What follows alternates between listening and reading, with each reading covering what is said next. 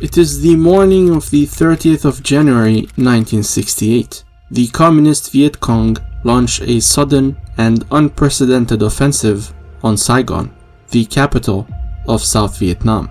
As a US soldier, you are desperately defending vital positions within the South Vietnamese capital, taking cover from the rain of fire coming from all directions. Meanwhile, your comrade stands there returning fire, with no cover to speak of. Said comrade gets shot and immediately drops dead. With the storm having settled, you ask yourself, how did he even get in the army? Was he one of McNamara's morons?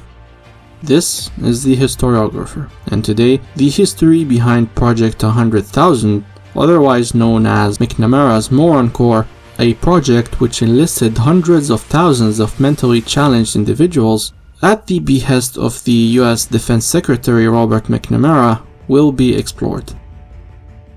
Ever since the partition of Vietnam into North and South following the Geneva Conference of 1954, the US Army kept increasing its involvement in the armed conflict between the pro-Western South Vietnamese government and the Viet Cong, a southern communist guerrilla army under North Vietnamese control. These tensions would culminate with the so-called Gulf of Tonkin incident, where on the 2nd of August 1964, USS Maddox was allegedly fired upon by North Vietnamese torpedoes. This gave incumbent President Lyndon B. Johnson a reason to intervene, which he did by the 2nd of March 1965 via Operation Rolling Thunder, a devastating aerial campaign in both Vietnam and Laos to bomb the Ho Chi Minh supply route. Yet, aerial effort quickly proved to be insufficient support for the crumbling South Vietnamese army, and US boots were badly needed on the ground, which is why on the 8th of March 1965, the first US ground troops arrived in Vietnam, some 3,500 Marines. A year later, this figure ballooned to nearly 385,000 troops. However, there was a problem for the US Defense Department,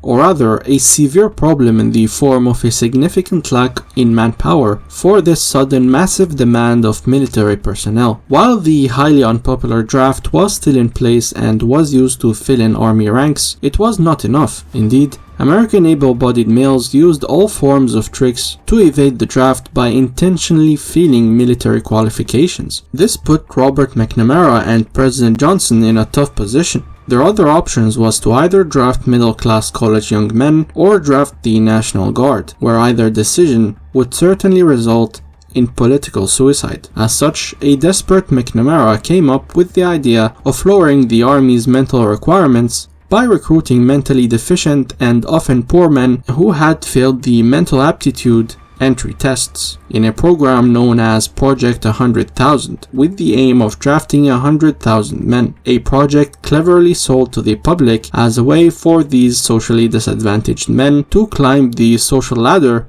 through the US military.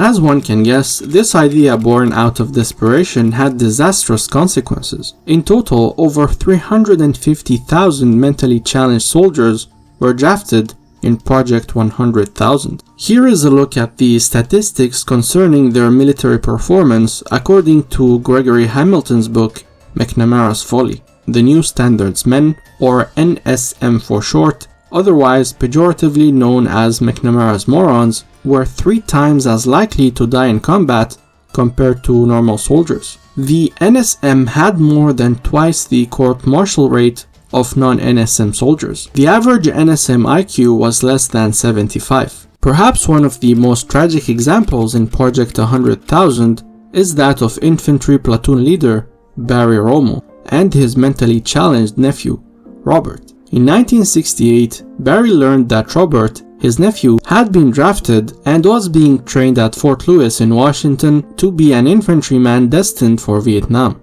His relatives, his comrades at Fort Lewis, wrote to the commanding general at Fort Lewis asking that Robert not to be sent into combat because, according to one relative, he would simply die. However, the general turned down the request due to Project 100,000. Once in Vietnam, Robert was sent to an infantry unit near the border of North Vietnam. During patrol, he was shot in the neck while trying to help a wounded friend. Barry Romo said that the family had never recovered from losing Robert, As such, according to one US officer, McNamara became the most hated man in America in the late 60s. Nevertheless, McNamara continued to defend his position even during his dying days. In any case, the highly controversial draft project was ended in 1971, or by 1973, the draft itself ended, and the last US military unit left Vietnam. The US withdrawal paved the way for the highly seasoned and motivated North Vietnamese army